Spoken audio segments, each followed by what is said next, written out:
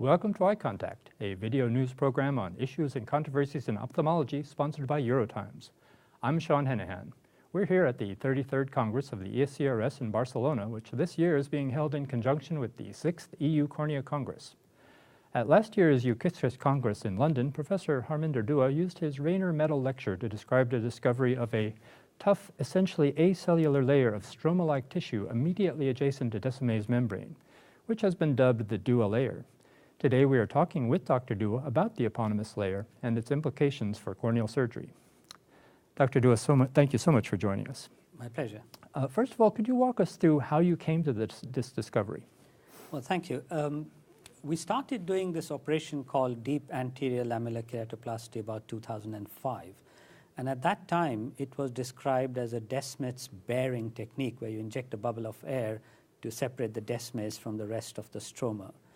And while doing this procedure, we noticed certain clues that told us that we are not separating the Descemet's membrane. For example, the layer was very tough, much tougher than a Descemet's membrane. And when you peel off the Descemet from the donor cornea, it's a very smooth surface. But when you peel off the stroma from the Descemet, we saw strands of tissues, and obviously we're not working in the same plane.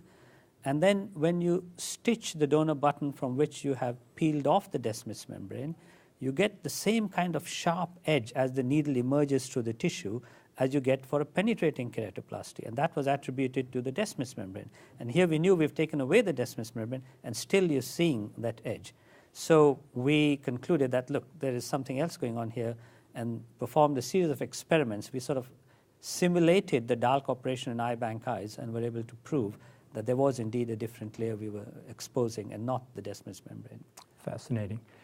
Since the first report, have you and others done the subsequent work needed to support the initial findings? Yes, we've published a lot of papers, and one key seminal paper I could quote is where if you take this human cornea, peel off the Descemet, and then you do PTK, which is phototherapeutic keratectomy, for about 15 to 20 microns, and ablate the back surface of the cornea, and then you try and create another bubble, you can never create one. So it tells you that this layer at the back is absolutely unique.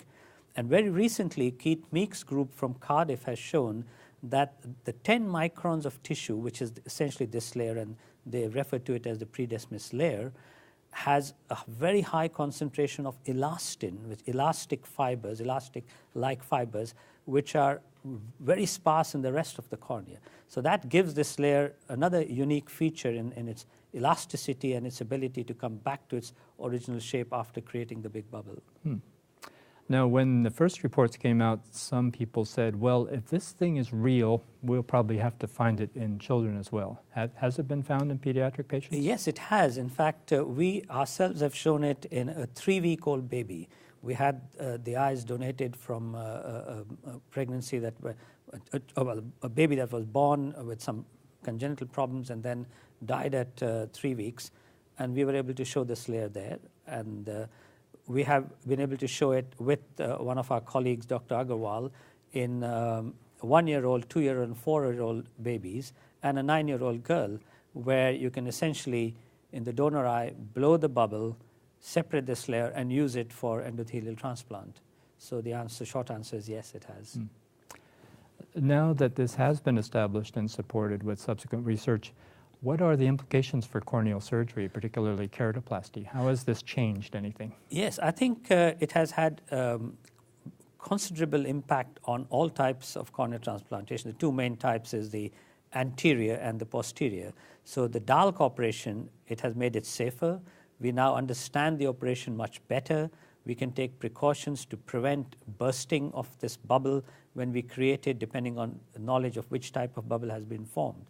But more interestingly, what we've been able to show is that if you take off the top cornea and you leave only this layer behind with the Descemet, and you notice underneath that there's a cataract, you can do the whole cataract operation under this 15 to 20 microns of tissue. It's tough enough to withstand that.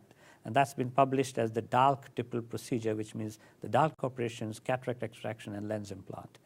More interestingly, there's a French group, Professor Morin's group, have just published, following on from our paper in ophthalmology, where we postulated that to get acute hydrops in keratoconus, you need a split not only in Descemet's membrane, but also in this layer. So they say, well, if that's true, we should be able to stitch this layer together and resolve acute hydrops. And that's exactly what they did and showed and published in the British Journal of Ophthalmology. So there's another direct clinical application of this layer in treating acute hydrops. But the best is yet to come. We have started doing this operation called pre-Descemet's endothelial keratoplasty. So you blow a bubble in the donor eye, you cut out the tissue that's been separated, which is the Dewey's layer with the Descemet's and the endothelium. And instead of doing DMEC, you can now transplant this tissue. The advantage is much easier to handle, more sturdy. It does not curl as much as the DMEC tissue, therefore it can be uncurled in the eye much easier as well. And more importantly, the DMEC tissue, you have to, the general wisdom is that you go for eyes that are 50 years or older because it tears when you try and peel it in younger eyes. But we've been able to do PDEC together with Professor Agarwal in children, using children eyes of age of, like I said, 1, 2, and 4 years old. And that's the age group which has the maximum endothelial cell density. So you can now do endothelial transplant using this. And I think that is going to be the future. And we will see more and more PDEC coming through. We first demonstrated the principle of PDEC. And the layer, of course, we demonstrated in 2005 and the PDEC in 2013. But now it's begun to become used by at least 3 or 4 centers I know of in clinical practice. Fascinating. So even more acronyms for us to learn now. Yes. Well, Professor, thank you so much for joining us. My pleasure. Thank you very much. Thank you for joining us. For more information on this and related topics, please visit us at eurotimes.org.